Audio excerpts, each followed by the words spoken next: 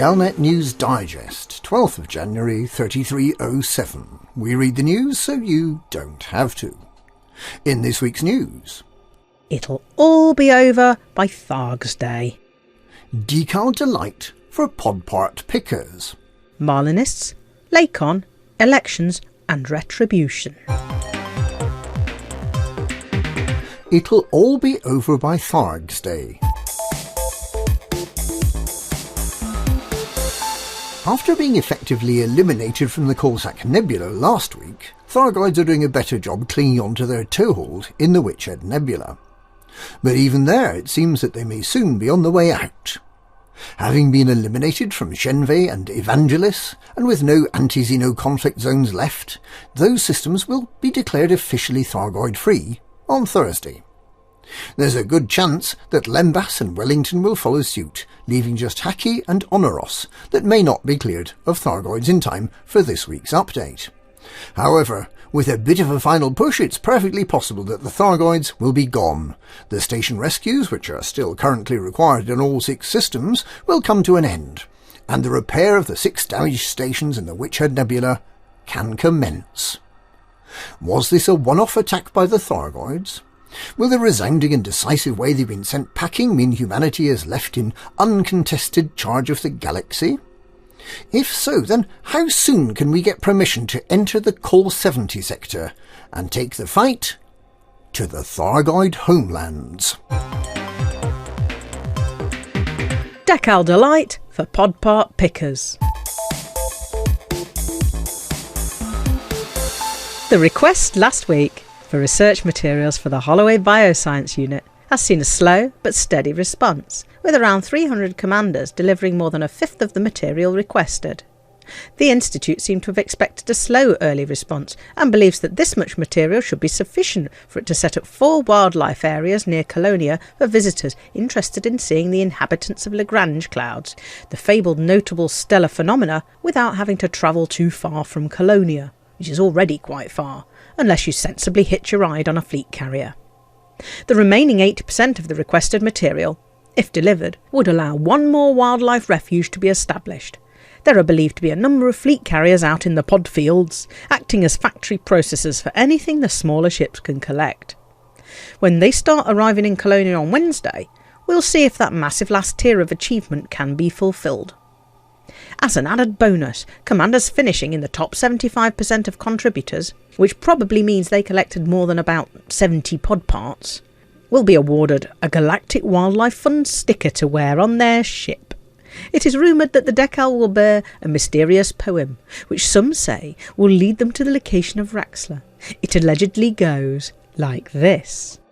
Pod part pickers picked a peck of perfect pod parts. A peck of perfect pod parts, pod part pickers picked. If pod part pickers picked a peck of perfect pod parts, where's the peck of perfect pod parts pod part pickers picked? The Holloway Bioscience Institute in Colonia. That's where.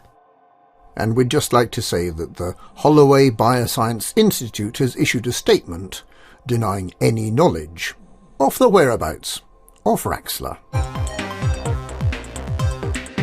Marlinists, Lakon, elections and retribution.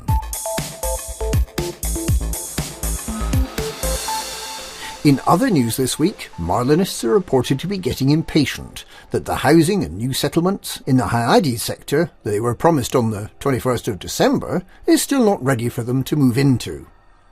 Galactic regulators are said to be scrutinising Core Dynamics' takeover of Lakon Spaceways with a fine-tooth comb, looking for irregularities. Lakon Spaceways has made it clear that despite the takeover, none of its existing lines of ships will be withdrawn from sale.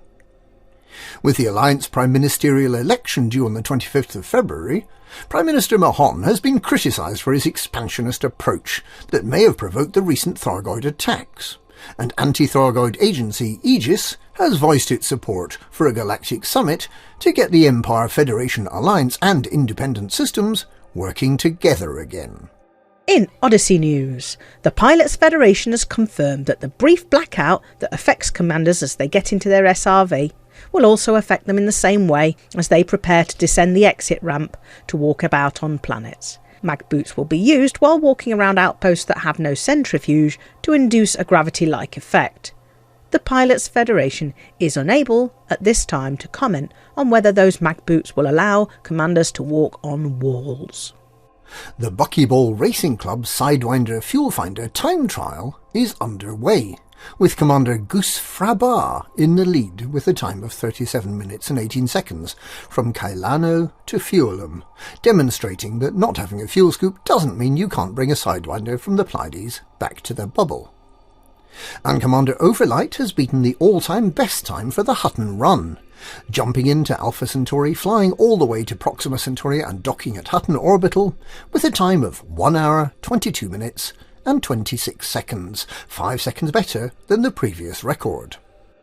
All the Colonia engineers have now learned how to make all their modifications to Grade 5, meaning that Operation LaForge and Operation Montgomery Scott work is at an end, and the Colonia engineers offer 6 exclusive blueprints that are available nowhere else.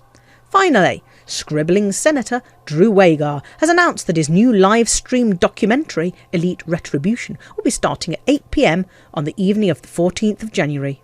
He plans to follow events as new pilot Sassia Bianchi seeks retribution for the apparently meaningless murder of members of her family. Commanders using the PC flight control system are invited to join the Drew Wagar group and participate in Sassia's search for justice. And that's this week's Galnet News. Galnet News, we read the news so you don't have to.